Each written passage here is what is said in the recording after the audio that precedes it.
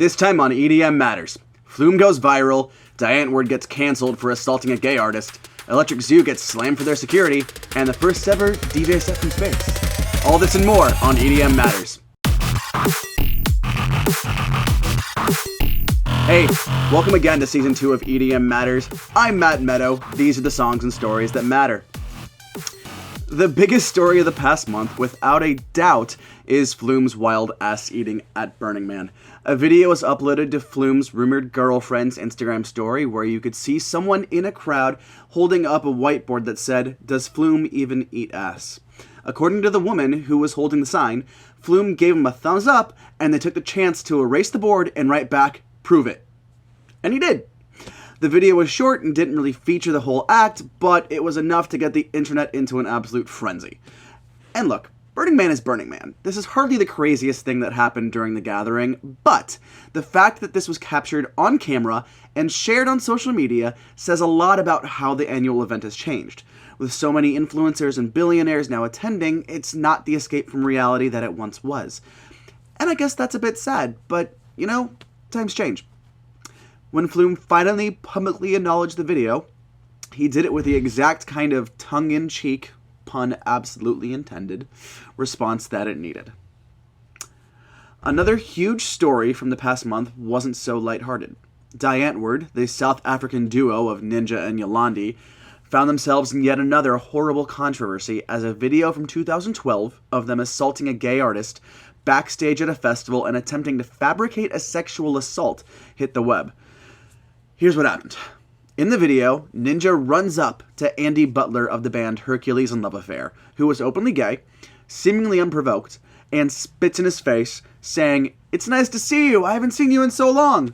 Butler throws a drink at Ninja and moves hurriedly away from the group, who are following him at this point.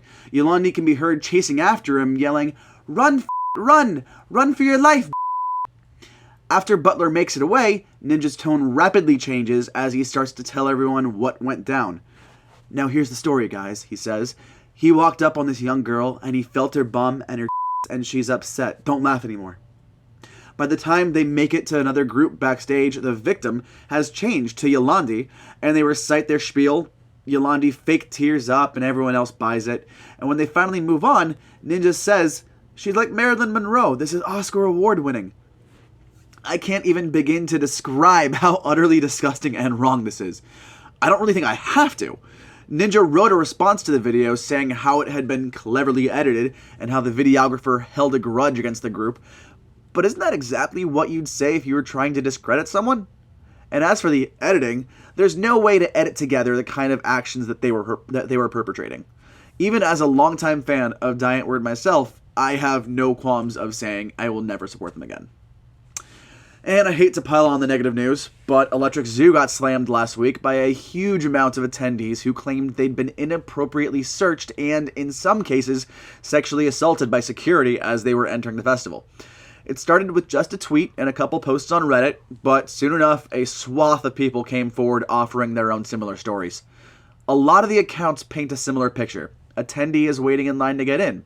An officer with a canine approaches, but the dog doesn't make any indications, and the attendee is still pulled out of line for a search, sometimes a strip search.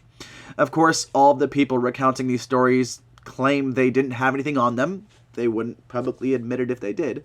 But that doesn't make the actions these officers took any more appropriate.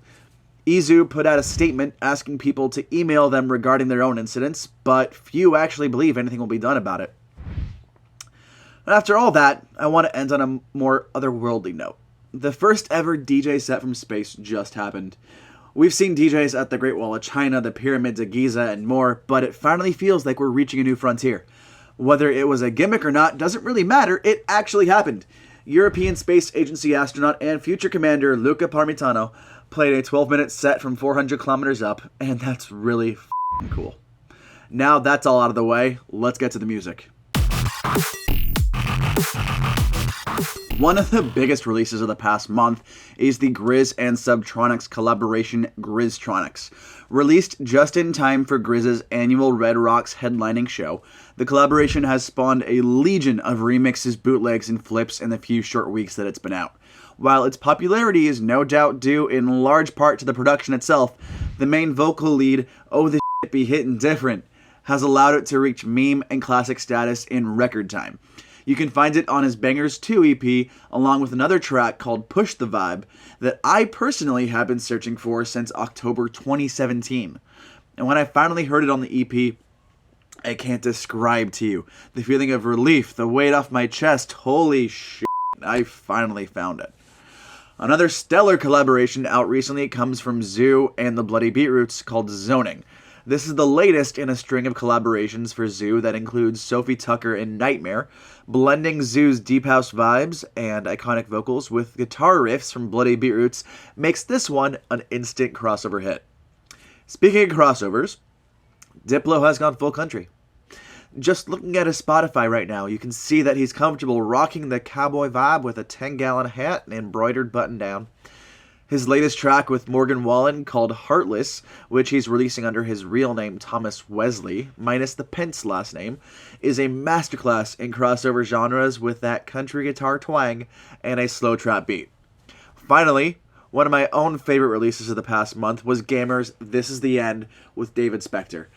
I never listened to a lot of happy hardcore in my early exploration of electronic music, but it's quickly become one of my favorite genres to insert in any set.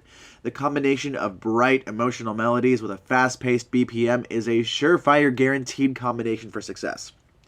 As one of the best to ever do the genre, I definitely expect nothing less from Gammer on this one. Well, that wraps it up for us here at EDM Matters. I hope you enjoyed. You can find links to all the music I talked about in the description below. Stay tuned for our next guest. I can guarantee you're not going to want to miss this one. Hey there! I'm Aaron. I'm a producer here at EDM Matters. As you can see, I'm in a location. If you liked the show, which I hope you did, please click that like button and leave a comment because, we do kind of want to hear what you got to say, so click on there. If you want to see the last episode, click that button. If you want to subscribe, and deep down, because we both know you want to, hit this button right there. Thanks so much. I'm out!